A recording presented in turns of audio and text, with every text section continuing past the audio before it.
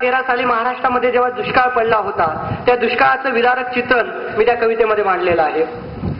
जेव्हा दुष्काळ पडतो तेव्हा भेगा जमिनीलाच नाही तर काळजालाही पडतात. जेव्हा दुष्काळ पडतो तेव्हा भेगा जमिनीलाच नाही तर काळजालाही पडतात. विहिरीचं पाणी जेव्हा तळ गाठतं तेव्हा अश्रूही कोरडवाहू बनतात. घोटासाठी घाटाघाटातून पिळवटलेल्या वाटा, घोटासाठी घाटाघाटातून पिळवटलेल्या वाटा, तापलेली माती पायी बोचलेला काटा, सुकलेलं ओठ, आटलेलं पोट आणि डोईवरनं सूर्य उगतो ज्वाळेचा लोट. रानोमाळी पाखरांचा मुका होतो चिवचिवाट, रानोमाळी पाखरांचा मुका होतो चिवचिवाट.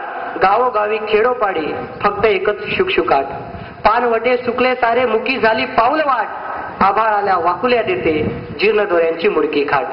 गाई गोटे खपाट झाले सपाट झाल्या राशी, गाई गोटे खपाट झाले सपाट झाल्या राशी. कत्तलखाने रंगून गेले चिपाट दुभत्या म्हशी. कुणाचा जीव घुटमळतो तर कुणाच्या गळ्यात फाशी. हे समज घडतंय ज्या देशात मथुरा काशी. धन्यवाद.